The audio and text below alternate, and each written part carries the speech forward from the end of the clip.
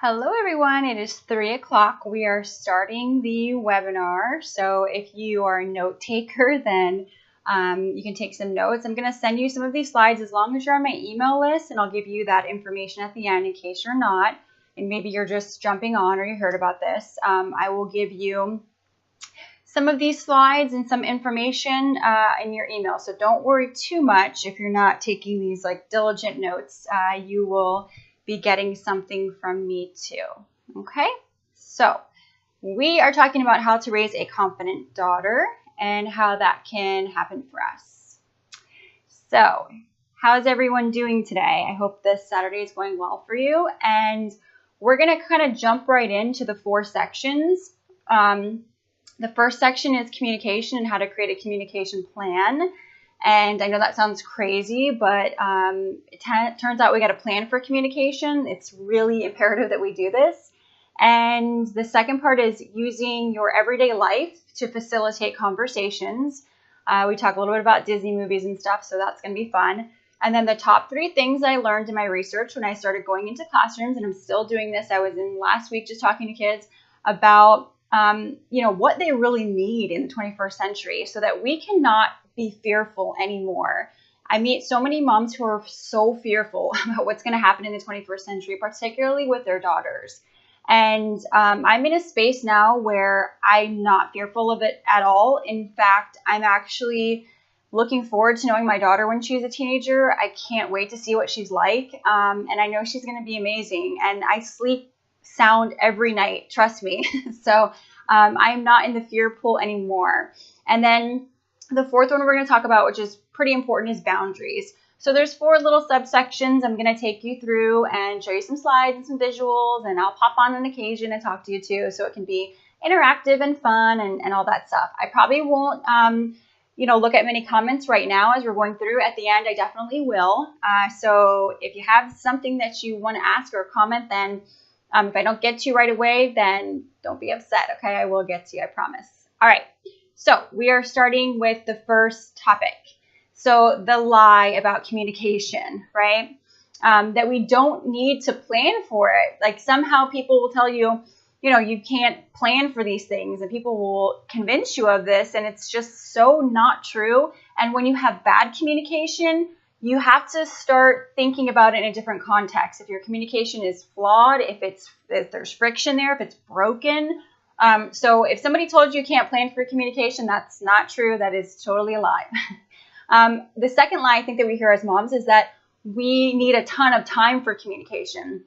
I feel like so many moms I work with are like, well, I don't have 2 hours, to talk to my kids. And I'm always like, yeah, they're not going to listen to you for 2 hours anyway. So that works out perfect.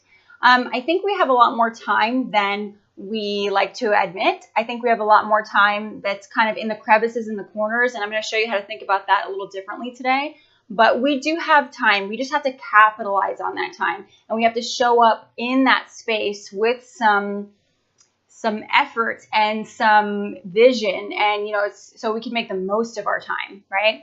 And then the third is that communication is not a practice, that somehow when we have kids and we're moms, that we're just going to have great communication with our kids, and like that's just going to be it. People don't tell you about this a lot when you're pregnant, that communication, not only in your marriage or your partnership is huge, but with your children, it's huge. It's so big, because when we lose that sense of communication, then they're out to fend for themselves, and they're out in other company that we may not really know about too much. And that presents a lot of problems, and that really presents a lot of fear for us. So these 3 things are things that I think people don't always hit on. And when they do, there are kind of lies around this, especially in the motherhood game. So we want to be thinking about this idea before we go in. All right. So let's have some real talk. Okay. Love is all you need. Wrong. We need a strategy when it comes to communication. So instead of saying communication, communication, communication, they really should be saying strategy, strategy, strategy, because there is a strategy to communication when you start really breaking it down. And the 3 tiers are investigation, approach, and clarity. Okay, so these are 3 things we really want to be looking at when we're thinking of how do I create a communication plan with my child, with my partner, with my family member, whomever that is, you can apply this plan to other people too, which is really cool. But we're focusing on the kids today, particularly our daughter. Okay, so we're really good at this, right? So the first part is investigation. And the good news is, as women, we're top investigators. I don't know if you've met women who are like, they're amazing at stalking people or finding out their information or looking them up and getting their whole 411 before like the third date.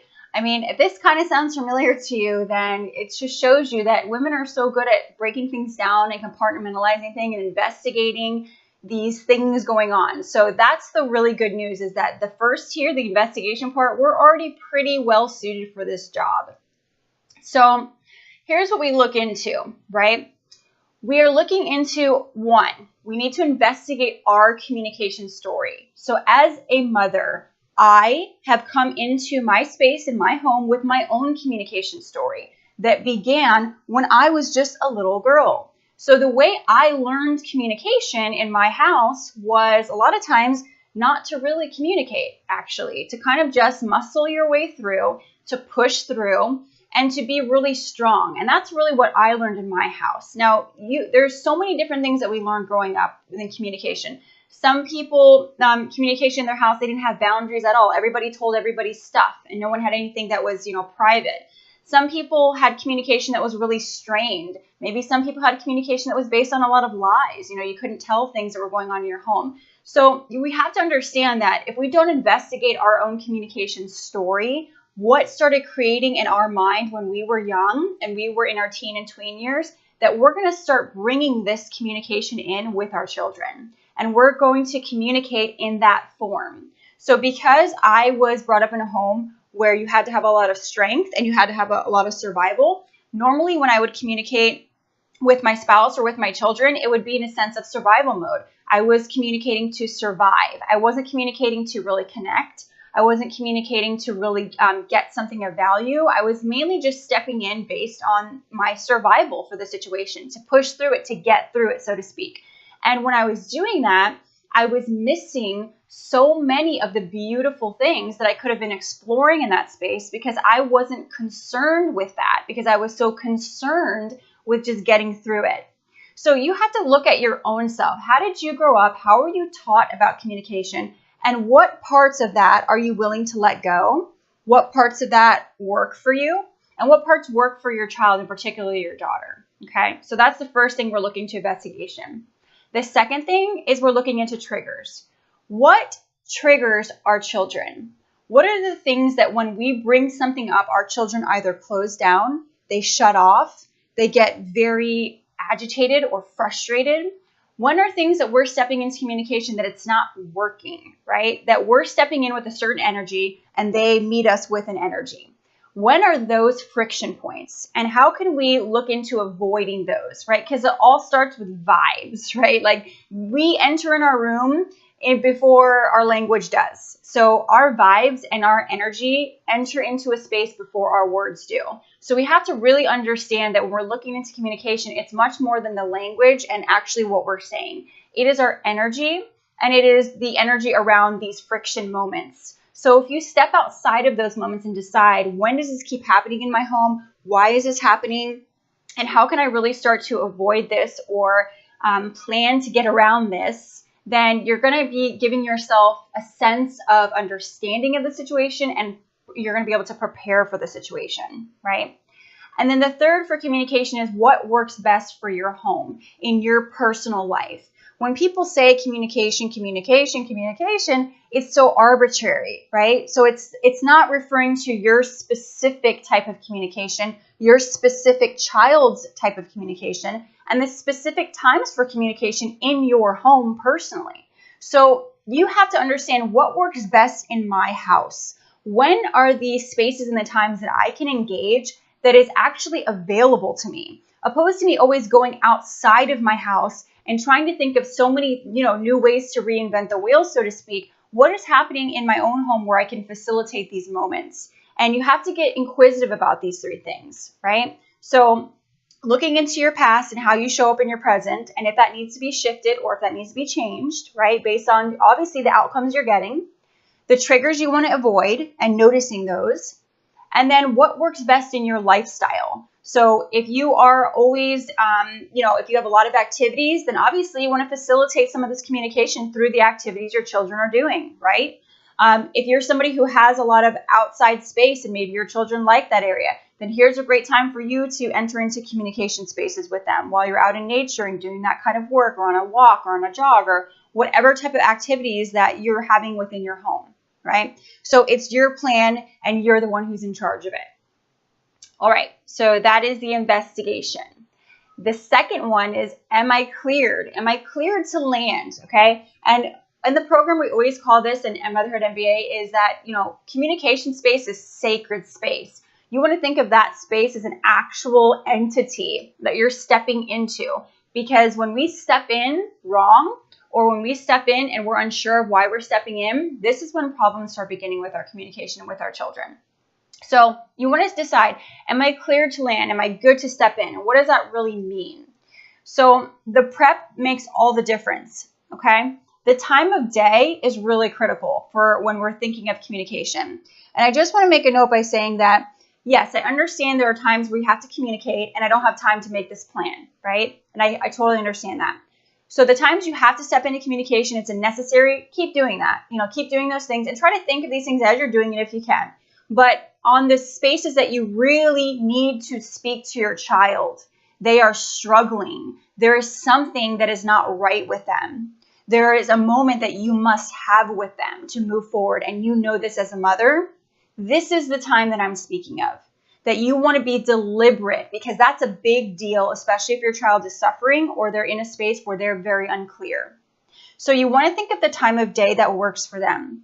So for my daughter, I know that mornings are not good because my daughter's not really a morning person. She's not somebody who's really alert in the morning. So it's hard for her to even take simple directions from me when she's waking up in the first few hours. So I know that's not a great time to communicate something to her if I need her to really understand something, right? So I know the good times of day to communicate with her is usually when she's a little bit more relaxed after school, when she's going outside to explore, and those kind of things. She's really open in those moments. So I've observed her to know the best time of day that I can get the most bang for my buck with her, right? The next thing we're going to look at is the type of meeting that we're having, right? So communication is a meeting. It's the two people coming together and having an exchange. So we want to understand what it is. Is this an emotional meeting? Is this a playful meeting? Is this a meeting where I want to set a boundary or I want to reinforce something? All of these things make a really big difference of how we're going to step in and why we're stepping in, and obviously the place that we're stepping in, right? And then the next one is the mess really cleaned? And I think this is a critical question we have to ask ourselves in communication. Very often, particularly when our children get older, okay, they have built up some resentments towards us, and we have built some resentments towards them. So maybe they're not doing something we assumed they would do. Maybe they made us ashamed at some of the actions that they portrayed into the world and how that speaks on us. Maybe we're holding something from years ago that we haven't quite healed yet. We have to understand that when we're stepping into communication, you need to be honest with yourself and say, is my mess really clean? Am I clean about this thing that I'm going in with? Am I going in just to be right? Am I going in just to get my way? Am I going in to condemn? Is that why I'm going in? Because I'm so angry and I'm so hurt? So we have to make sure that our intention is clean and our energy is clean. And if we're not ready for that to happen, then we got to work in that area before we engage. Okay? So you're not cleared to land unless these three things have been at least tended to. And again, there are times we do have to step into communication because it's a necessity and we must step in at that moment. But if you can do this, you will get so much more of a better outcome of what you are wanting out of this situation. And not only that, you will feel proud that you're doing this work because this builds integrity through you, not just through her. And the final thing you're going to get out of this is you're going to get a sense of ease within your home because people are understood. You're being understood and your child is being understood. When we don't step in with these things, we often step in with a lot of our mess. We step in at the wrong time. We're not sure why we're stepping in and things don't go well. And it's really no wonder, right? So these are the first two tiers. The next one is clear it up real quick, right? So this one is talking about clarity. So this is how we get real results. Once you've done that internal side of things, it's going to make you feel really great. You're going to feel really valued. But you want to also know why you're going in. So the first thing to ask is, what do I want? What do I want out of this situation? If my child's struggling with something and I know that it needs to be addressed, then I want a solution, right? I want some way that we can work together, that we can actually create something together. Maybe I want a behavior to change. Maybe I want them to agree to step up and do something. Maybe I want them to understand something that they've done and an action that they've taken and a natural consequence that they're now going through.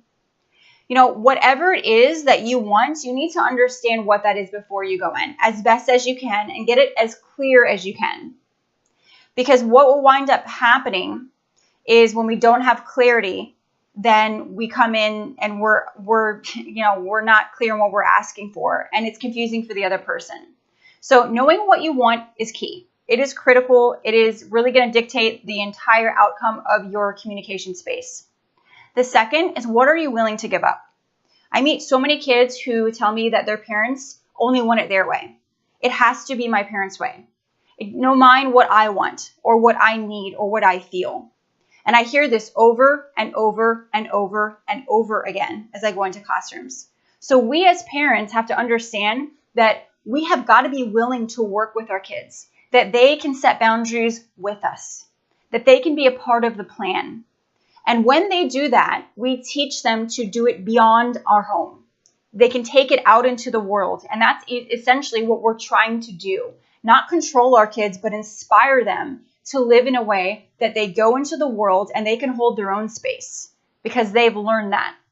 But if we go in demanding of them all the time and punishing, we don't give them that opportunity. So we have to be willing to say, I'm inviting you in and we're going to negotiate together. And if I have to give some certain things up, I know already what I'm willing to give up in this situation and what I'm not willing to budge on. The third step is you have clarity in your request.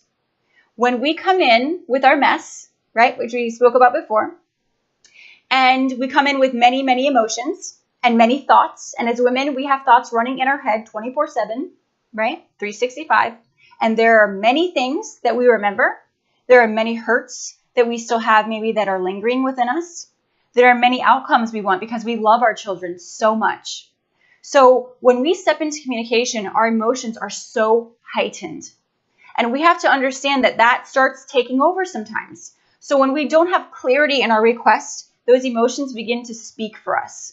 Those emotions begin to come out for us. And it creates a lot of confusion on the other end. And it can also create really an atomic bomb because the emotions start festering, coming up. We're not clear. Our party is not clear who we're communicating to. And our daughter is really just then feeling, lost. She may be feeling attacked. She might be feeling as if you're judging her. And this is a huge, huge thing that I also hear kids saying, is that it's so hard for me to speak to my parents because I feel judged. I feel like someone's already made up their mind before I've even spoken. So we have to be very, very clear in what we're asking of our children. And besides that, our children do not have the cognitive ability sometimes we give them credit for.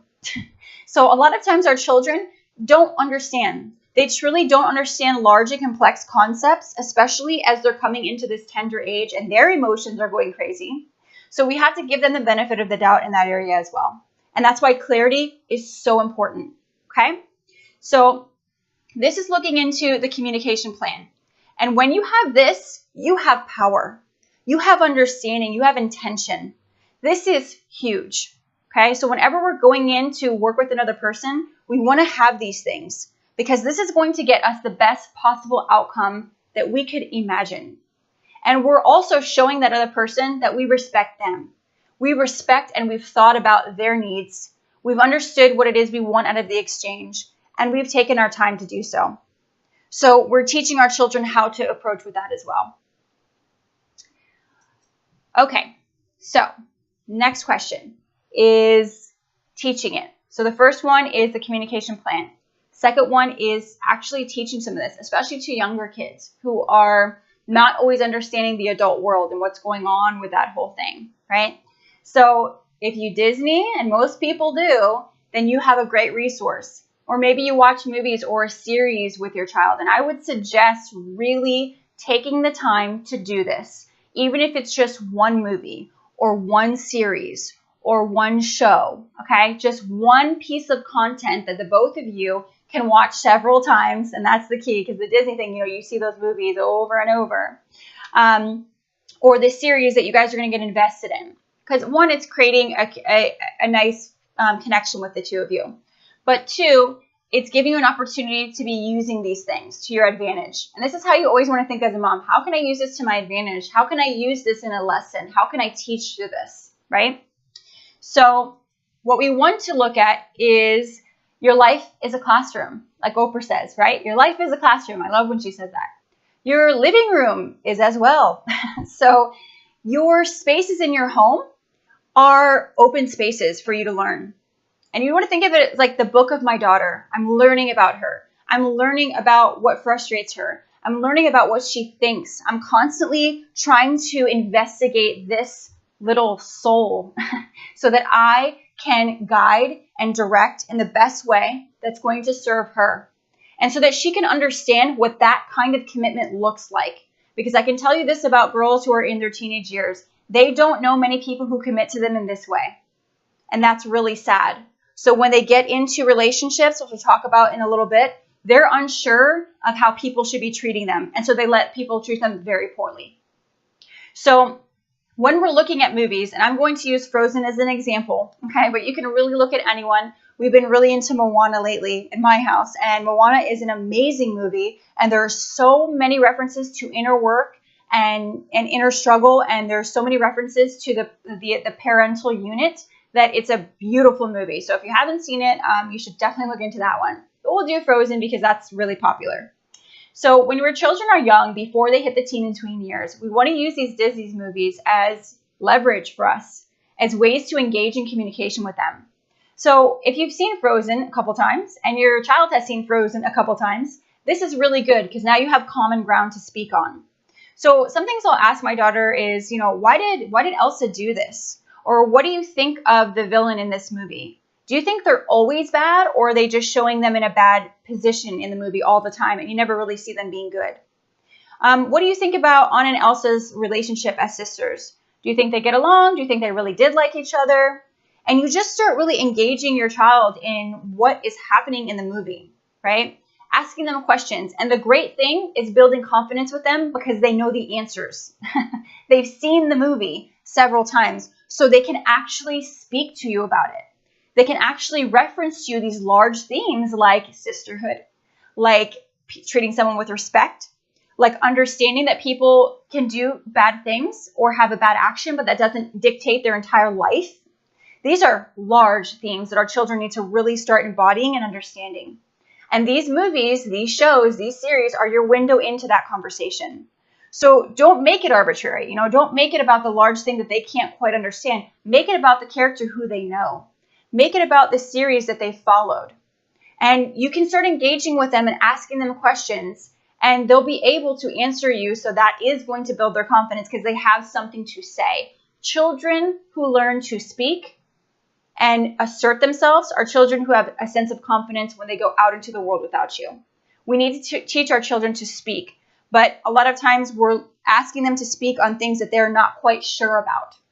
So normally they're very sure about these Disney movies and these series, so they'll be more inclined to share with you and to build that confidence in speaking that. Who do they identify with? This is a great question to ask them in a movie. Who do you think you're the most like? What kind of ways do you think you're like that character? Have you ever been like this character? Have you ever done anything that bad character did? Have you ever been like that? And you want to make sure that you're anchoring it back at a later date. So sometimes if my daughter's struggling with something, or if she's unsure about something, or she's, just questioning something, a lot of times I'll bring it back to Disney and I'll bring it back to that conversation, or I'll anchor it back onto an idea she understands through that movie. And then I anchor it back onto real life, what's happening in our life right now. And they understand that reference. When children don't understand large references, this shoots their confidence down so quickly. because they don't understand it. They don't get it. They can't speak it. And when we start engaging children in this way, man, I tell you what, their confidence goes up huge, tenfold, because they can actually comment on something. They feel as if they have something valuable to offer the conversation, which is what we always want to encourage them they do have. So use simple things. Go to their level. Go to the things that are already taking place in your home and the activities you're already participating in to teach. Use these things because they really do work in building their confidence and getting them to start speaking and feeling confident in their own voice and their own assertions about life.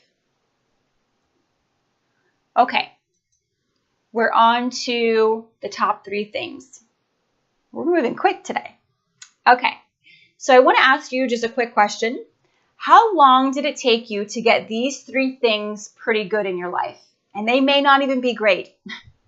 So we must always remember that they have to see it, they have to feel it, and they have to hear it. This is how children learn. So they're not just going to hear you when you speak to them. They need to feel something, they need to hear it, and they need to see it. They need to have all 3 of their learning mechanisms engaged, right? So that's auditory, visual, and kinesthetic learning. We have all 3 that go on with us as learners, and we need to make sure we're engaging our children in those things. So the 3 things that I learned going into classrooms that girls struggled with the most: 1, relationships. Hands down, it was the number 1 thing that came up over and over and over and over again. Girls do not know how to pick good friends because they have hardly ever seen what good friendship looks like. They have hardly ever seen somebody show up for them in the way that I'm telling you should start showing up for your daughter in communication. They're unsure of what that looks like, of what that feels like, and what that sounds like. So when our children go into the world and they pick a bad friend, you have to ask yourself, did I ever teach them how to pick a good friend? Did I really make sure they understood that lesson? Did I really emulate that myself? How often did I struggle with this in my life? Do I know how to pick a relationship where someone honors me? And what kind of concessions do I make if that's not happening? So these are really big ideas to start exploring. And if your child doesn't understand what a balanced relationship looks like, what it feels like, and what it sounds like, they're going to be very confused in how to enter into one. So what they're going to do is enter into bad relationships. They're going to enter and give their heart and their feelings to people who do not know how to handle them, who do not know how to honor that space. And this is why children find so much trauma in the relationships they hold with their friends and with their romantic relationships as they get older. I see it way too often, and there are way too many girls that I meet who are devastated by picking a friend who totally rips them apart, or picking a boyfriend or a girlfriend who totally rips them apart. And the problem is, as we know later in life, that relationship they entered into, that was their choice. So in the end of the day, they're going to be the ones who have to heal it, not that boyfriend and that girlfriend who did that action, but them. So it is critical that we teach our children about healthy relationships. And I know that many people are very adverse to being friends with their kids. And I consider myself somebody who is open to that idea. I'm open to showing my daughter what friendship looks like, feels like, and sounds like through my testimony to her. And that doesn't mean that I let my daughter not have boundaries. That doesn't mean that I let her walk all over me. That doesn't mean that she becomes my mini therapist and I tell her all about my life, because I understand that even in my own friendships I hold, I don't do those kind of things because I honor my friendships as well. So if you're not too big on being friends with your kid, and this is something that draws up a lot of anxiety for you because you're not sure if you can hold boundaries and friendship at the same time, go and investigate that. But your child needs to understand what a good friendship feels like, what it sounds like, and what it looks like. So we have to start exposing them to that and stop thinking that they're going to know this inadvertently and just go into the world and pick friends who do that. Because I'm telling you what, it doesn't happen and it's incredibly rare. So we have got to arm them with this before they go into their teen and tween years. I cannot stress how important this is. So that is number 1. Number 2, many of the girls told me they struggled with forgiveness, with forgiving people who did do something wrong to them, with forgiving themselves, when they made mistakes. And this was something that ate and ate and ate away at them. And when I went into classrooms, I started thinking about these large ideas that our kids are struggling with. And this one did not even really cross my mind. I'll be really honest with you. But it kept coming up over and over and over again, that people did not know how to forgive. And then I went to that other question on the left-hand side and I said, how long did it take for you to get these 3 things? And this number 2 took me a really long time to understand the power of forgiveness, how forgiveness is something that if you don't have, you are harming yourself. This is a big, big lesson for our children to understand. And so when we engage with forgiveness, we have to give them our forgiveness when they do something wrong. We have to make sure we live it, we speak it, and we feel it with them. And we have to make sure that we're forgiving other people because we do set the example and we do set the tone. But people who don't know how to forgive, you know what they look like. You know what they walk like. You know what they say. They're very bitter. They're people who are holding on to things that are literally killing them. So our children have got to learn about forgiveness. And that doesn't mean to say they can't learn about boundaries as well, because it turns out we can do simultaneous work with our children.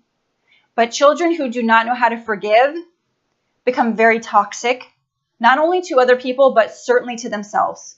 So we have got to teach them about forgiveness. They have got to know this before they enter into classrooms. The third is being self-aware and how incredibly powerful this resource is.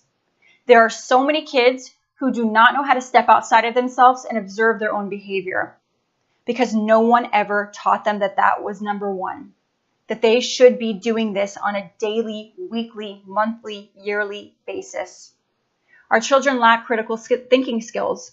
I see this every single day in many classrooms that I go into. It isn't that children don't want to engage in these things. I think that they wish that they had these skills, but they have not been honed. So when they get into their teen and tween years, it is very hard for them to be self-aware because it was never a staple for them. Like math was a staple, like reading was a staple, like being in science was a staple. So this has got to be a staple for them, something that we're teaching them to get inquisitive about themselves, to get inquisitive about their feelings, to get inquisitive about their actions. And we've got to facilitate this for them and be inquisitive ourselves. So I just want you to go back to that question and think about that for just a moment. How long did it take you to get these 3 things?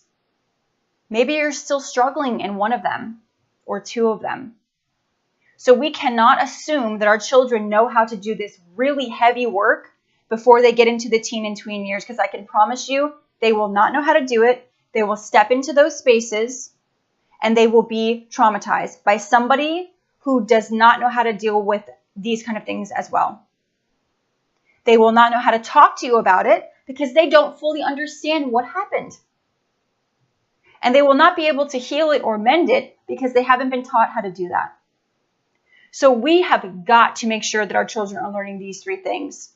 These are the top 3 things that if a child walks into their teen and tween years and they have this is a foundation for them. They are going to be so much better off. And they are going to understand how to set their own boundaries and how to go in and allow people in their life who honor their space. They're going to understand that. We have got to stop relying so much on this idea of them learning content and learning math and reading and forgetting these things that do so much harm to our children every single day. So we've got to get serious in these 3 areas. I can't stress this enough. I really can't. Okay. Now we are going into the boundary section. So set boundaries all day, every day. Okay. Because I know I spoke about that friendship thing before and people were saying, you got to have boundaries in your house. And I totally agree. You have to have boundaries as an individual. You have to have standards as an individual. And of course, we want to be teaching our kids that, right? So boundaries on lock, right? Have them on lock. And how do we do that? Okay. So I have some weird questions on the right-hand side that you may be kind of wondering about. So set them for you. A quick question about closets. So as mothers, what we tend to do is we give up so many of our own boundaries, don't we? because motherhood comes up and we just think we're supposed to give those boundaries away. So what do boundaries look like when they show up in our house? Well, here's one boundary that you may have heard about several times. Somebody or everybody in your house asking you where shoes are, or asking you where a toy is, or asking you where a jacket is. Why do children ask us so much where jackets are, and shoes are, and clothes are? Why? Because we know the answers. Why? Because we're the ones who set up the closets. We're the one who set up the room for them. And when children are very small, we have to set their rooms up. But what we forget is that we've got to invite them back in to reset up that room so that they can do it, so that they know where that shoe is. And that may seem really simple, going in and, just fixing that and, okay, how does that teach them about boundaries? It teaches them about your own boundaries. And you stand for boundaries then. You're not going to be the one who knows every answer all the time. And you've got to set that tone in your house.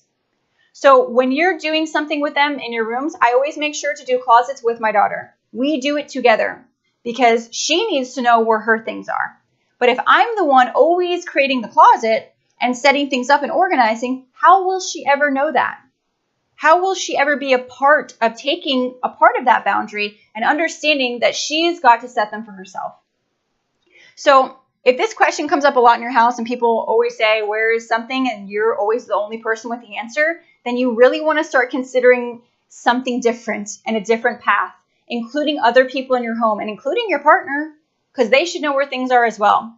But as moms, a lot of times we don't always set the boundaries in our homes. And then we wonder why years and years and years later, our children don't understand how to find something or how to do something, or how to set a boundary for themselves, because we've let go so many of them and they associate that with love because we are love. That is who we are for our kids. The next one, which I just added from yesterday's interview, how about that plate of food? So sometimes when we have food and our kids don't understand those boundaries, then that's telling them something. And how often do we eat? We eat several times a day, right? So our kids are learning how to push that boundary every single time we eat if we're letting them eat off our plate. We're letting them come into our space even though we need to have some space of our own. So we have to understand how much we're reinforcing habits for our kids, unbeknownst to us, because this may not be something you're totally aware that you're doing, and you're not doing it out of malice, but it's no wonder that our kids don't understand boundaries when we're doing things like this on a constant, consecutive basis, year after year after year after year. The third one is chores. So oftentimes our kids don't do things the way we want them to do it. So they don't do the floors just like I would do the floors. So I'm just going to go ahead and do it. They don't clean that bathroom the way that I would clean it. So I'm just going to go ahead and do it. They don't tend to the outside how I would tend to the outside. So I'm just going to go ahead and do it. And as moms, we teach so much about boundaries when we make choices like this. So we have to understand that we've got to find patience in this area. It is worth the time and the effort to allow your kids to make mistakes in this area and to go in and work with them. Because if they're doing this on a daily, weekly, monthly, yearly basis, this is what they're learning. That we don't have time to really teach them. We're just going to go ahead and do it ourselves. And what most moms do is they do it themselves. They harbor tons and tons and tons and tons of resentment because no one ever helps them. Then they complain about it. Then they probably blame it on their husband. Or they go talk to their friends about it, and their friends all say, yeah, the same thing happens to me too. So this is a cycle that we have to break about the boundaries that we are creating or the boundaries that we're not creating in our own home through the activities we do all of the time. The next one is about that little circle in the corner at Christmas. And I know we probably are wondering, what is that circle about? Well, our girls don't understand boundaries most of the time with talking about somebody, being gossipy, speaking behind someone's back, allowing someone else to speak behind your back and still being friends with them. As women, we have to start really watching the boundaries that we set in our own homes, in our own intimate spaces with our own families. So there's always a little corner at Christmas usually that we're all talking about one person who's, they don't have their life right. They're not doing anything well. They're the one that's the oddball or, whatever you want to say about them. And this is precedent we're setting for our daughters to understand that here's the boundaries we set as women. We're okay with speaking of someone ill in a corner. We're okay with bashing somebody, and we're okay with not talking to that person about it and just leaving it to ourselves. And not only are we okay with this, our family's okay with this.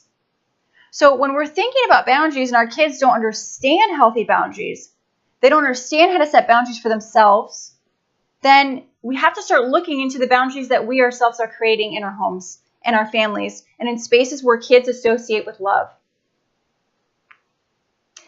The last one is live them, explain them, and keep doing that. So live your boundaries, live them. You must live them. You must explain them to your children.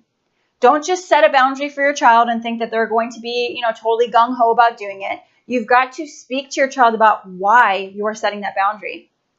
I had to learn this the hard way when I was teaching high school students, that so often it wasn't necessarily the boundary I was setting in my classroom. It was the fact that I didn't even explain it to them. I didn't even tell them why we were doing something, what it was going to do to benefit them, why they needed to have that boundary, and how that was actually going to serve them. I knew all that in my mind. I totally went through that whole thing in my mind, but did I ever stop and explain it to them? And so one year I said, this year I'm going to start explaining boundaries to my kids. I'm going to set a boundary, and I'm going to make sure I go into full detail about why I set that boundary. And then I'm even going to open it for questions. If they have anything to add about, if that boundary was fair, if they thought it was good, if they thought it was useful. And I can tell you what, that year I had kids doing boundary stuff all day long and staying within the boundaries of what we agreed upon in the classroom more than I had ever seen prior. And not only that, they respected me more. They were actually more of a community because they felt more part of the conversation. And so I just kept doing that. Every year, I just kept doing that. Every single year. And every single year, I had a sense of community in my classroom. And it wasn't perfect, and I'm not saying that, but we understood things. We felt a part of something, and they valued that. And I have many kids to this day who will speak to me or reach out to me through social media and say, thank you. I really appreciate that you did that you treated me with respect, that you actually included me in my own education. So I know that this works, and it takes a little bit more effort from us, but oftentimes we just assume our kids know why we're setting a boundary and we're not really going in and explaining it to them, which offers them a sense of confusion and later a huge sense of resentment because they just feel like you're trying to control them. We always want to not control our kids, but inspire our kids. Inspire them to do something beyond when they're in your home. And if we keep understanding that we have to have this continual conversation, this continual momentum, this continual growth, then we're going to be fine. Everything's going to be good in our house because we're doing this work. You can sleep at night with a sense of pride and conviction. You can actually really get to know your kids and what drives them, what they like, what they don't like. What kind of communicators are they? What's the best space for them? So it just doesn't work on the facet of just you and your daughter. But girls really do need this because when they're confused about this and they lead with emotions, they let many people into their life who do not deserve to be in that space. And they harm themselves. They harm their heart and their soul. And they're unsure of how it even happened. And then we come in and we're very confused. We don't know how to fix it. And that hurts us. We get very angry about the person who did it to them. When all reality, a lot of it is the decisions that we were making, that we allowed that space to happen for them. And I know that's hard to hear. I know that's something that maybe brings you a sense of, well, I would never want to do that. And of course we don't. But are we really taking the time to make sure that we are taking the steps so that our daughters can really have a sense of space and honor in this world? Is this something that's a top priority to us? We have to start thinking about these things if we want the results of having an amazing child who is self-aware and understands how to hold space and step out into the world. We have to work for it. So, as you can see, you have a lot to do with her confidence. You have so much to do with her confidence. You have so many opportunities to facilitate this for her. You have so many opportunities to live it and be a testimony for her. If your stuff isn't right now and it's not cleaned up and you have to go in and do some work, then do it. She's worth that. Our children are worth doing this work for. So we need communication to speak on confidence. That's the first thing we went over, is communication. We can't speak on confidence if we're misunderstood, if we're not coming in at the right spaces in the right times, if we don't know why we're coming in for communication. We can never fulfill that if we don't understand how we're stepping in. We need ways to teach confidence with showing her she knows things, that she has things to say. And that's the Disney's reference. That's those series references, is that we teach kids you have something to say and you can feel confident in saying this because it's something you're familiar with. Focus on the big confidence themes and don't sweat the small things. Understand that you have got to focus on the big themes for them. And those big themes were the top 3 things we went over. Don't focus so much on the small things. Don't focus on that math thing that wasn't perfect. Don't focus on the fact that she's not at a reading level that you want her to be at this point. Guys, we have to understand that our kids need so much more than content going into this world. And if it's not evident to you, I don't know at what point it's going to start being evident to all of us. Not just me, not just you, but in our education system and beyond. We have got to start understanding what our kids need. And it is not always that they need the content, but they need the context of how this world works, of how they function within it, and how they go out into the world with a sense of purpose. That your daughter sees, daughter do. Always remember that. Boundaries equals confidence and self-worth. But we've got to get invested in if we're setting the right boundaries in our house in the first place, if we're abiding by the things that we want them to abide by. We have got to start looking into this deeper. Because when we don't, we run into major conflict and trauma as our children get older and as our daughters get into the teen and tween years. And then we look back and we wonder why we don't know them, why they won't speak to us, why they don't have good boundaries, why they pick bad friends. This is something that I don't want anyone to feel. I don't want the children who I see to feel it because it's heartbreaking to witness. And I don't want parents to feel the shame that they didn't do what they were supposed to do and step in a way that was functional for their child so that they have to feel that pain as well, because there's nothing worse than seeing your child in pain. And nobody wants that. So here are some great ways to avoid that, to start getting invested in this process before she gets to high school, before she gets to middle school.